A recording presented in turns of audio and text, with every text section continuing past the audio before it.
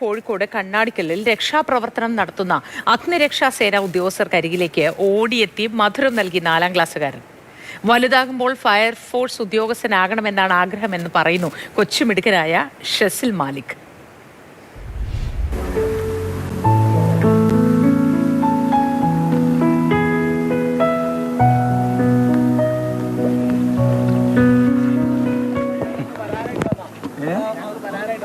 ആണോ? ശരി. അവർക്ക് മധുരം കൊണ്ട് കൊടുത്താ ഇഷ്ടമാണോ? രാവിലെ മുതൽ വെള്ളത്തിലായതുകൊണ്ട് കഴിച്ചോളാൻ വേണ്ടി പറഞ്ഞതാ.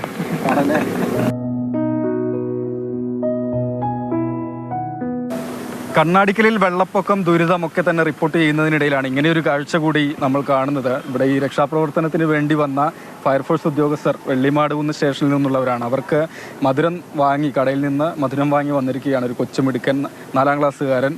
എന്താ ഇപ്പം ഇങ്ങനെ മുട്ടായി കൊണ്ട് കൊടുക്കാൻ കാരണം? എനിക്ക് വലുതായിട്ടാവാനാണ് ഇഷ്ടം.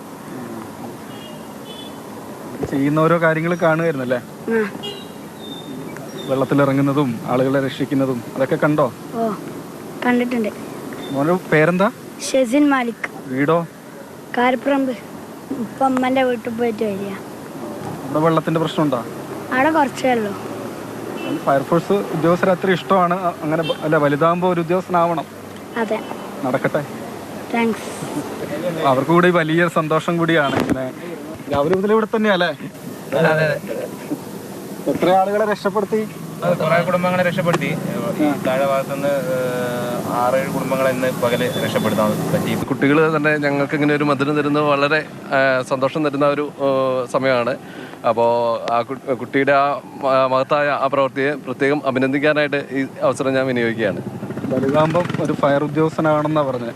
തീർച്ചയായിട്ടും അതിനുള്ള എല്ലാ അവസരങ്ങളും ഉണ്ടാവട്ടെ, ഈശ്വരൻ അനുഗ്രഹിക്കട്ടെ എന്ന് ആത്മാർത്ഥമായിട്ട് ആഗ്രഹിക്കുന്നു. അപ്പോൾ ആ കുട്ടി ഇവർ നടത്തുന്ന രക്ഷാദൗത്യങ്ങളൊക്കെ നേരത്തെയും കണ്ടിട്ടുണ്ട്. അങ്ങനെ ഇഷ്ടം അതിൻ്റെ അടിസ്ഥാനത്തിലാണ് ഏതായാലും മുട്ടായി വാങ്ങി ഉദ്യോഗസ്ഥർക്ക് നൽകുകയും ചെയ്തിട്ടുണ്ട്. അവർക്കും ഒരുപാട് സന്തോഷം. ഭാവിയിൽ കുട്ടി പറഞ്ഞതുപോലെ തന്നെ വലുതാകുമ്പോൾ ഒരു ഫയർഫോഴ്സ് ഉദ്യോഗസ്ഥൻ ആകണം എന്നതുകൂടിയാണ് ആഗ്രഹം. ജോം ടി കെയോടൊപ്പം Rahul K V, Mathrubhumi news, Kozhikode.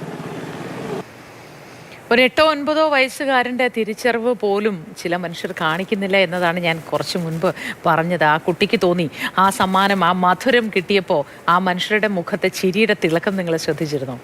അതുകൂടിയാണ് നമ്മൾ മനസ്സിലാക്കേണ്ടത്. അതവരുടെ ജോലിയാണ്. പക്ഷെ അപ്പോഴും ആ ജോലി ആത്മാർത്ഥതയോടെ ചെയ്യുന്നതിന് ഒരഭിനന്ദനം ആ കുരുന്നിൽ നിന്ന് കിട്ടിയപ്പോഴുള്ള സന്തോഷമാണ് ആ മുഖത്തുണ്ടായിരുന്നത്.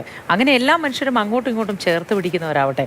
പകരം ഒരിടത്ത് മാറിയിരുന്ന സുരക്ഷിതത്വത്തിലിരുന്ന കുറ്റപ്പെടുത്തുന്നവർ മാത്രം ആകാതിരിക്കട്ടെ.